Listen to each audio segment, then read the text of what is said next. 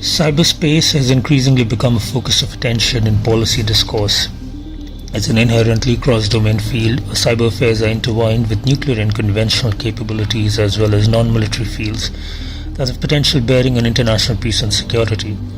For example, the WannaCry ransomware attacks of 2017, which targeted Microsoft Windows XP servers, affected components of several states' critical national infrastructure, including the UK's healthcare system.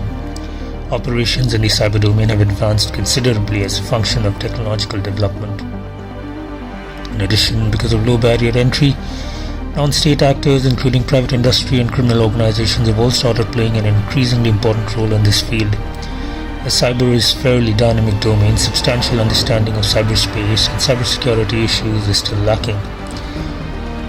Most experts all over the world have started deliberating on how cyber operations may be deployed and what are the countermeasures and how these operations may have an impact on concepts of strategic stability and predictability. In recent years, there have been considerable developments in the deterrence strategies of states, fueled in part by the rapid enhancement of cyber capabilities. Cross-domain cyber deterrence can take two distinct forms: the employment of capabilities from other domains to deter cyber operations, and the use of cyber operations as a tool to deter attacks from other domains. The first form mitigates the unpredictability of cyberspace. However, this type of cross-domain deterrence also poses challenges as cyber operations continue to proliferate.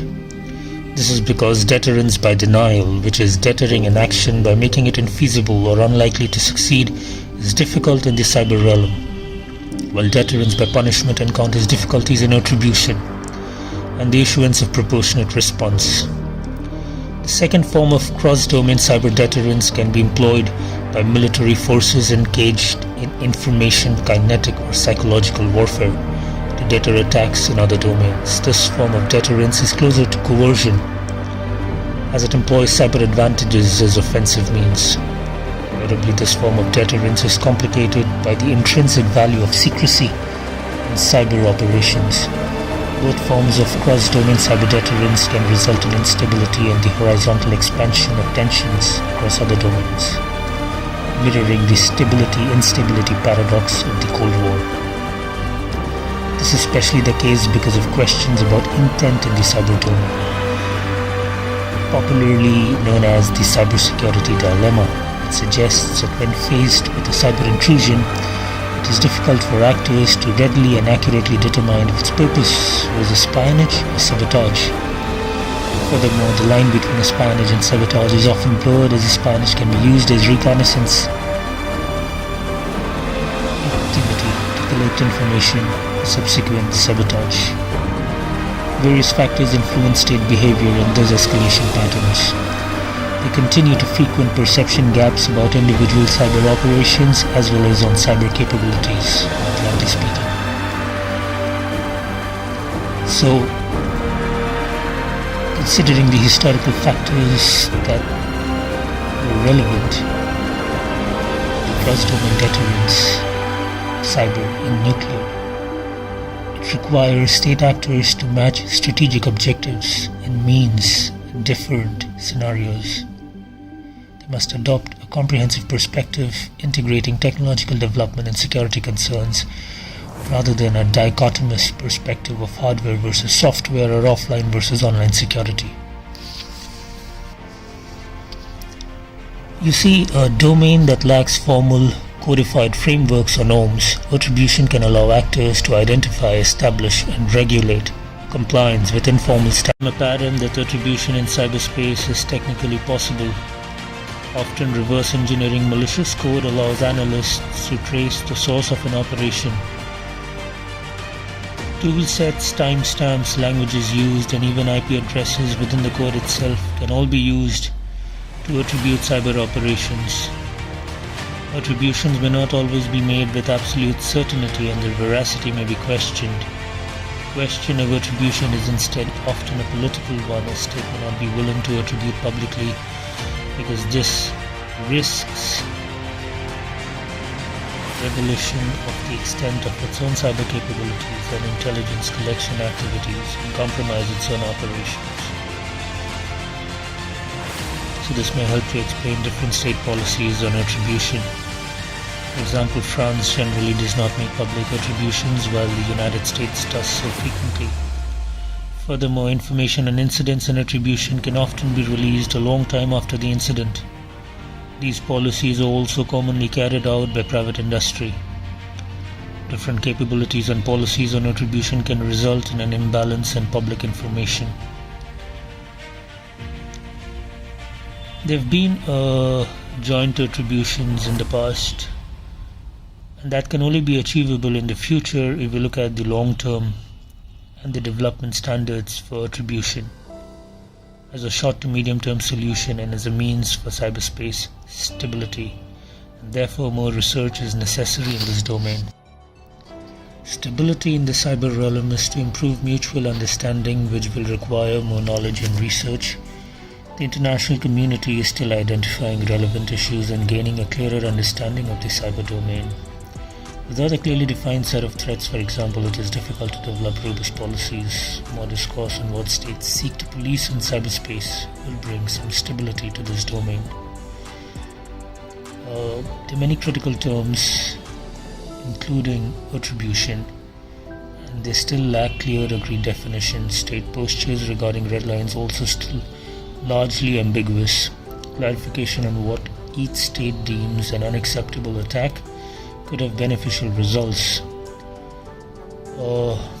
We see more transparent state doctrines and policies in the future, hopefully, regarding offensive cyber operations, such as the conditions under which it would rely on them. In the meantime, regulations and norms need to be developed at both the national and international level, securing stability in the short term, and that will always remain paramount.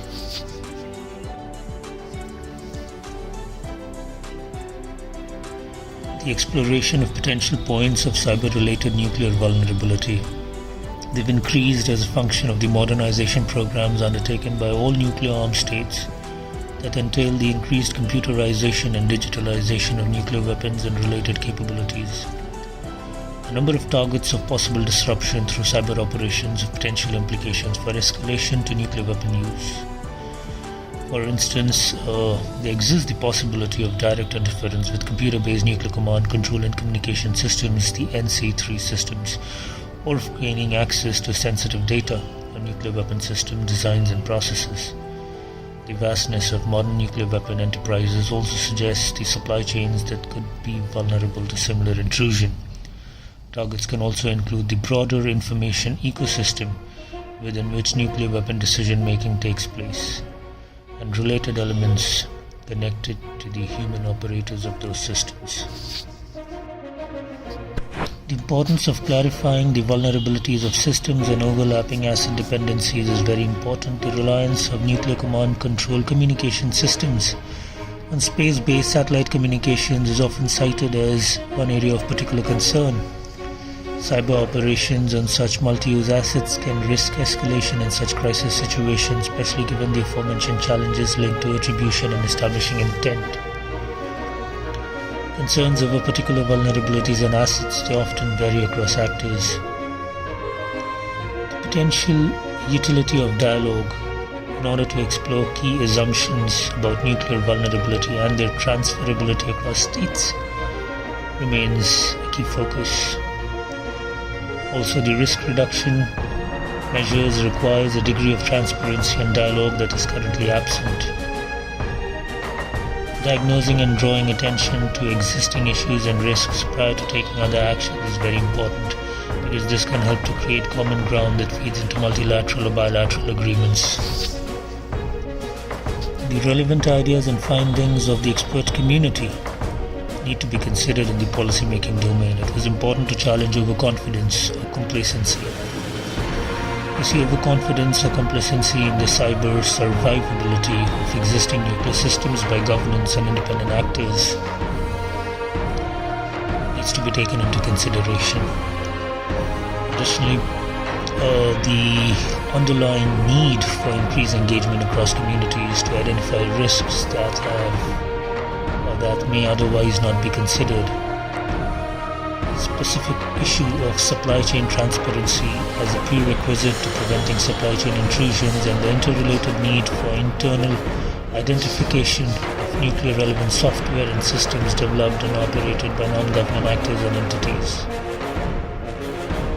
Another concern often that gets overlooked was the lack of governmental regulatory oversight of the cyber awareness and vigilance of entities contracted with developing or maintaining sensitive information and communication technologies, ICTs. This is especially relevant as some participants have also brought the attention to the interconnected military and civil cyberspaces that can create unique avenues of cyber attack. As a result, operations carried out in public spaces may have significant repercussions for militaries or governments. In addition to classic threats posed to military cyberspaces, because both state and non-state actors may capitalize on disrupted public information channels through hybrid attacks, employing cyber capabilities such as disinformation campaigns and social media networks to further complicate a crisis. Cyber-nuclear interactions and risk scenarios, the proliferation of cyber operations, and the possibility of cyber-domain cyber interactions to present a substantial challenge in the context of great concern is the perceived risk of escalation resulting from misperception or miscalculation. The context in which cyber operations takes place will have an impact on perceptions or intent. Activities including espionage that may not cause alarm in peacetime may at times of tension be perceived as indicators of battlefield preparation. This in turn can prompt significant escalation, wherever crisis situations may prompt the misleading and misreading of data, again driving escalatory pathways. Many participants of the world studying cyber doctrines have suggested that states should pursue communication channels in the cyber domain to minimize the possibility of misperception or miscalculation, including the establishment of cyber hotlines. While individual cyber operations are unlikely to reveal intent and cause, mechanisms that make state behavior in the domain more observable could help reduce the possibility of crisis onset and escalation. The relative lack of communication between actors and their cyber capabilities or their cyber red lines needs to be taken into consideration. The espionage activity in cyberspace is inevitable because it is critical for states to build some tolerance for this.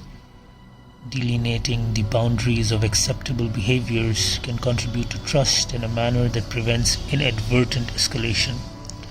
Complicating risk mitigation efforts, however, is the fact that different perspectives as to what constitutes an offensive cyber capability. More transparent doctrines can help make such issues easier to navigate. Bilateral engagements could also open up the dialogue, set a precedent, and prompt other states or multilateral bodies to follow suit. Another realistic way forward could be the pursuit of an agreement or transparency among like-minded states.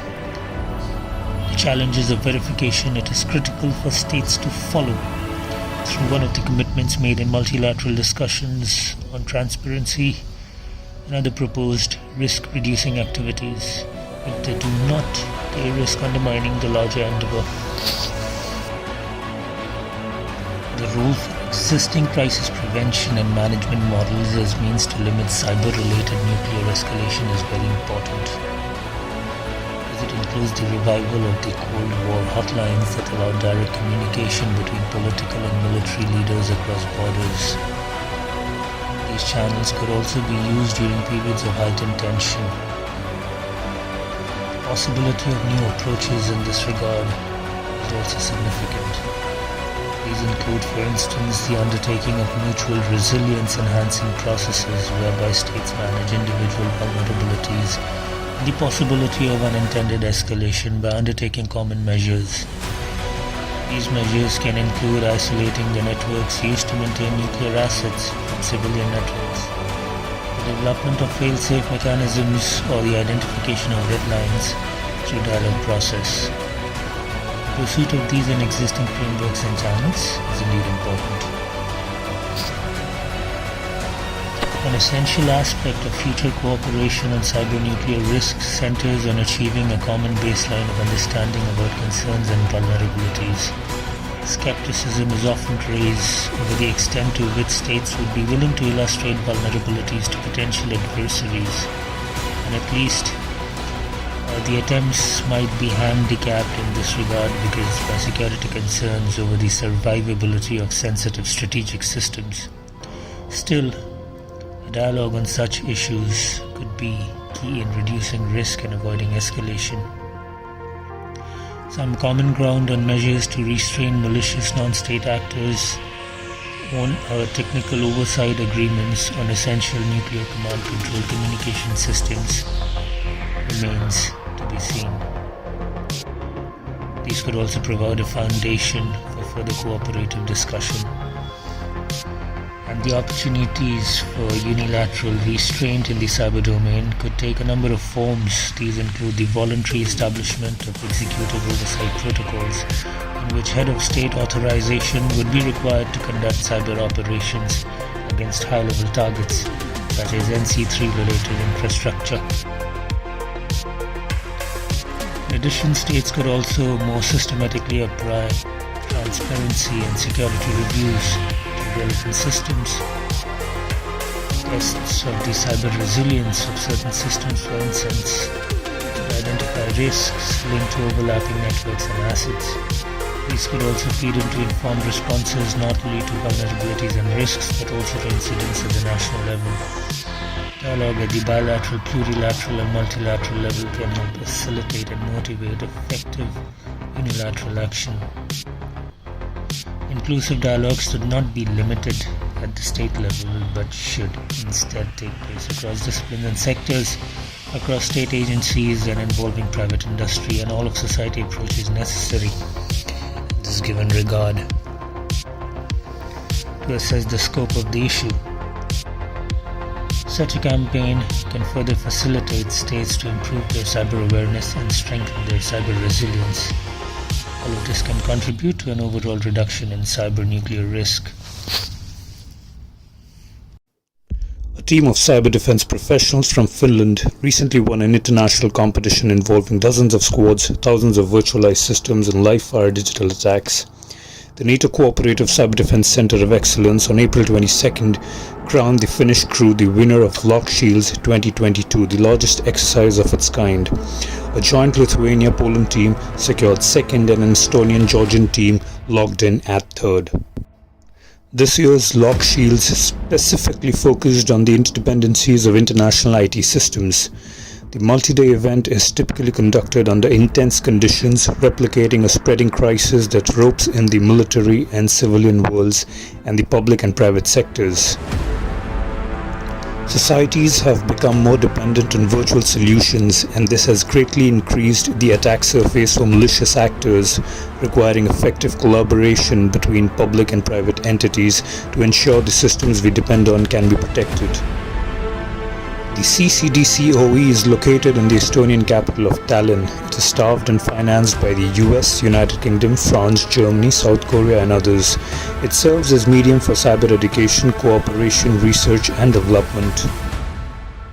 Lock Shields is a unique international cyber defense exercise offering the most complex technical live-fire challenge in the world. CCDCOE since 2010 enables cybersecurity experts to enhance their skills in defending national IT systems and critical infrastructure under real-time attacks. The focus is on realistic scenarios, cutting-edge technologies, and simulating the entire complexity of a massive cyber incident, including strategic decision-making, legal, and communication aspects. It's a red team versus blue team exercise, where the latter are formed by the member nations of CCDCOE. In 2021, there were 22 blue teams participating with an average 40 experts in each team. The teams take on the role of national cyber rapid reaction teams that are deployed to assist a fictional country in handling a large-scale cyber incident with all its implications. The exercise in the year 2021 involved about 5,000 virtualized systems that were subject to more than 4,000 attacks.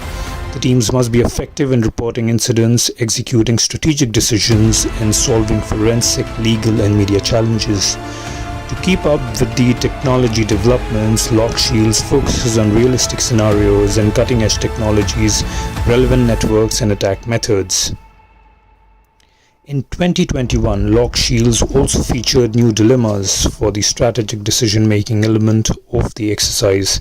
Cyber dependencies of the financial services sector were also highlighted. The exercise examined how evolving technologies such as deepfakes will shape future conflict. The scenario will also examine the new realities introduced by the COVID-19 pandemic, such as greater security vulnerabilities introduced by remote work and automation. Overall, the strategic decision-making exercise allowed senior leaders to practice the coordination and decision-making process necessary to address a major cyber event, both domestically and with the help of international partners. In the year 2021, more than 2,000 experts from nearly 30 nations took part in Lock Shields. In terms of the organization of the exercise, Lock Shields in 2021 was more international and challenging than ever before. It has always been an exercise in which the training audience and thus most of the participants from 30 countries have taken part remotely.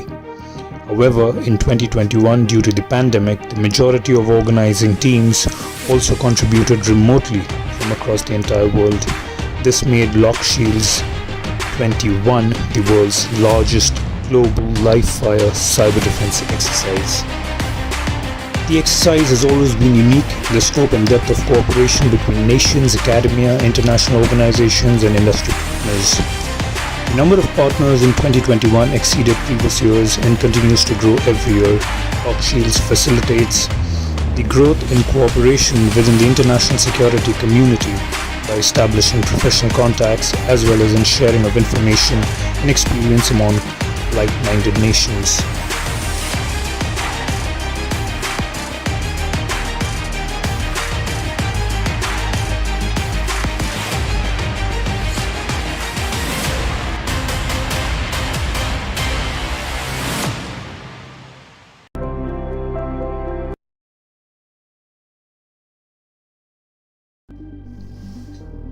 Techniques most frequently used by attackers.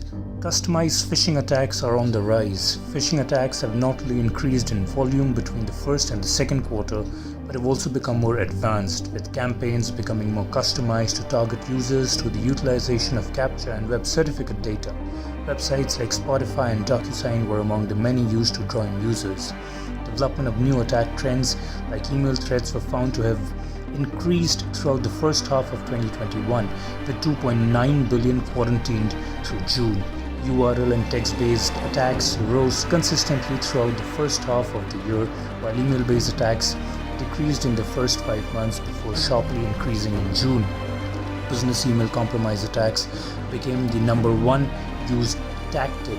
Overall, the report found businesses to be most vulnerable and sought after by attackers. Hackers have been found to monitor conversations from inside a compromised account before sending more customized messages in an attempt to steal financial information or credentials. A report on August 19th this year says that someone attempted to launch one of the largest distributed denial-of-service or DDoS attack on record to take down a financial website, according to Cloudflare, an internet infrastructure provider. The attack involved generating a flood of internet traffic with HTTP browser-based requests. At its peak, the bombardment reached 17.2 million requests per second. For perspective on how large the stack was, Cloudflare saves over 25 million HTTP requests per second on average, the company wrote in a blog post on Thursday. So peaking at 17.2 million RPS, this attack reached 68% of our second quarterly average RPS rate of legitimate HTTP traffic. Industry is the military-industrial complex. Pacifism and peace, undoubtedly being the most desired outcome of any diplomacy, still continue to elude humanity. The world is becoming heavily militarized after the advent of smart technologies. Regional conflicts for scarce resources are erupting at a rapid pace. World War III may not be a distant dream now. Medical practitioners and AI cyber-defense threat intelligence professions can cast the most significant impact on the military-industrial complex. Medical practitioners play an important role during full-scale military kinetic war and conflagration. Microbiologists and virologists play an important role in biowarfare. As far as AI engineers are concerned, all smart defense systems have huge potential for innovation. From facial and object recognition to missile come aircraft smart navigation systems. AI impacts everywhere. Military robotics by DARPA and Boston Dynamics is a popular example. Combat drones are the smartest weapons in the military arsenal that determine the outcome of most battles today. They are low-cost AI flying machines when compared to fifth-generation fighter aircrafts. Elon Musk recently said that the era of fighter jets has passed. The future belongs to combat drones, and if you thought that Hollywood's Iron Man was a figment of imagination, think again, because you haven't seen the Royal Marines yet. Sci-fi Hollywood and the gaming industry is nothing but future projection and analysis. AI is the new nuclear. Anti-aircraft weapons and smart missiles fly like airplanes, rely on AI systems. Edge computing is also a game changer in this domain on smart weapons. Finally, CyberDefense threat intelligence plays an undeniable role in full-spectrum military cyberspace operations. Cyber is the fifth war domain after land, air, sea, and space. But cyber alone affects all the other domains. Today, cyberattacks can be as deadly as military kinetic operations. Precisely why NATO has brought Article 5 on the table for any advanced, persistent threat action on allied nations, meaning that NATO will consider a cyber attack on any ally as an attack on all and respond with military kinetic force on the adversary.